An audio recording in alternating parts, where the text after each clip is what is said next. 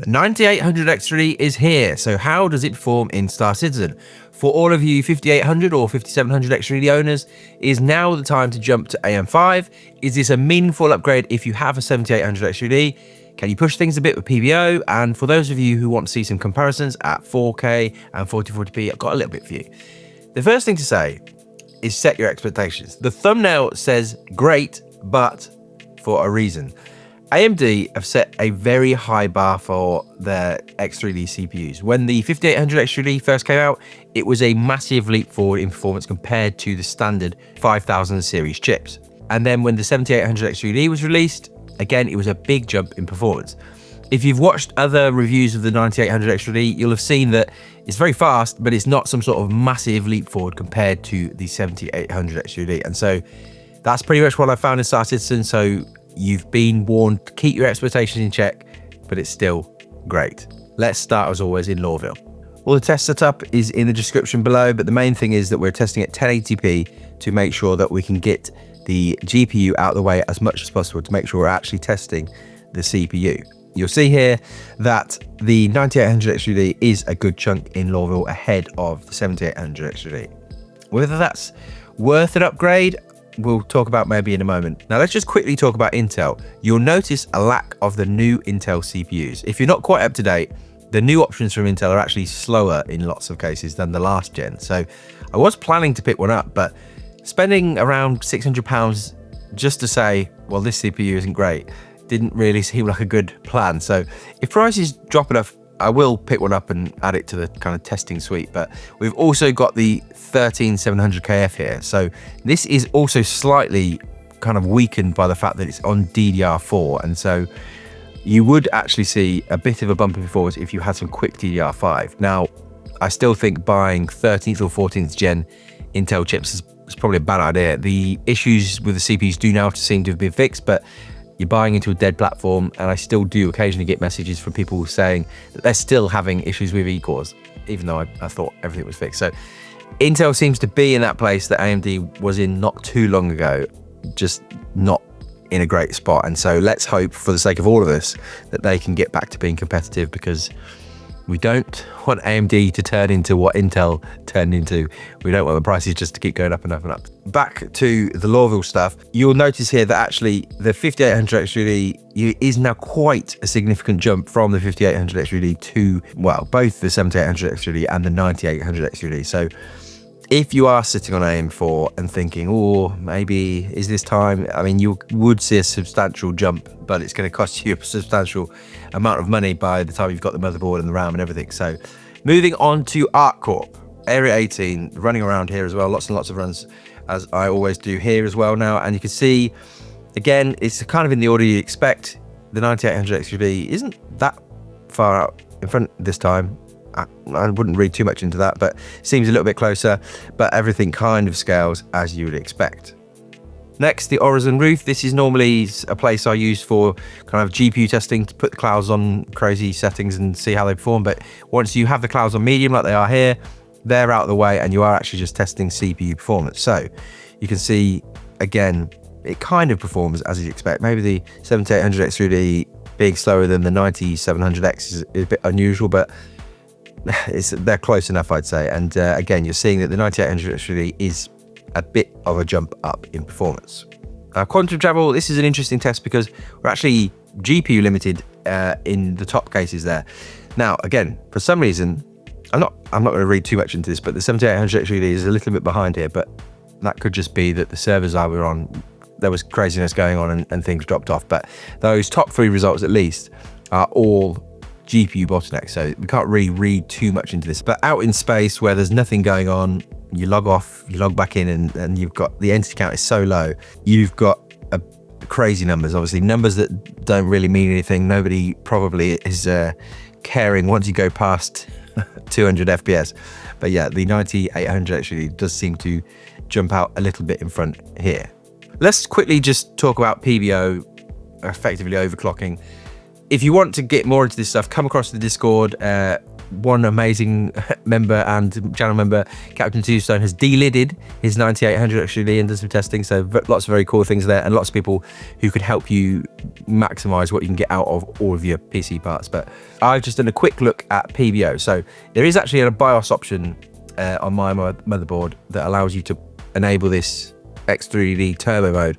I turned it on, did some testing with it. It didn't seem to do anything, and I didn't really know what was going on with it. It didn't tell you what it did, so we've not worried too much about that. But PBO, now I've just used plus 200, negative 20 on the curve optimizer, and up the scaler to 10 times. So just a basic PBO thing, but there probably is a bit more headroom that you can squeeze out of the 9800 XGD if you want to mess around with this sort of thing. And obviously things like tuning your RAM as well, you can go past these performance numbers in Star Citizen that I'm showing you if you are prepared to tweak your system. So like I said, Discord is very helpful. Lots of people on there who know a lot more than me.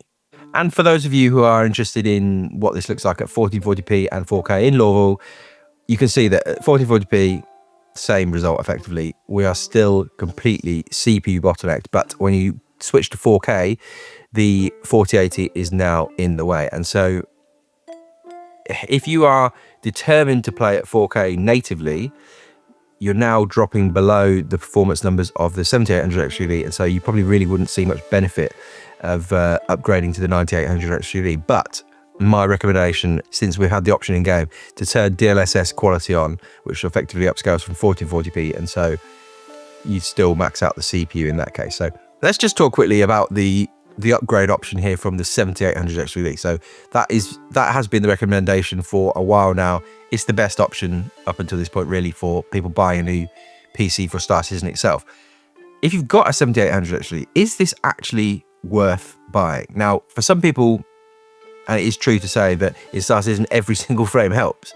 So if you just need the best performance and money isn't really a problem, then yeah, feel free, go ahead and upgrade. But for people who are more on a budget or more looking for value, there is a real question around, is this really a good upgrade? Or if you're buying a new machine, which one should you choose? Because I would assume AMD will continue to sell the 7800 XGD, and depending on where the prices land, because the prices at the moment are 7800 XGD prices are a bit all over the place as well. So if they're around the same price, then you obviously go for the 9800 XGD. But if the 7800 XGD does drop substantially, you might be in a case where if you're looking for value for money and great performance, that still is a great option. So it's tricky. And I suppose the thing that we should also mention here is that this isn't the end of this platform from AMD. So if you were to go out and buy a system now, we are still expecting probably the 10800 XGD or whatever AMD will call it, the next generation of chips to arrive on these motherboards. That's probably a couple of years away. We're kind of, it's a little bit more like when Intel just kept releasing 14 nanometer chips and giving us tiny improvements each generation. We're kind of in that sort of a situation, it seems, with AMD, or at least 7000 with 9000. That's sort of where we're at.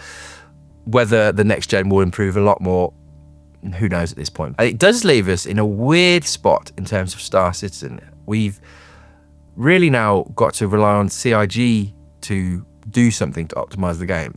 I mean, I haven't up until this point really called for CIG to do massive amounts of optimization. They've obviously been developing the engine, getting things together, but now with server meshing coming in and this drive towards 1.0, we're now probably looking for the game to start to perform a bit better. There's no kind of big fix coming from a CPU that's going to suddenly incredibly increase our performance.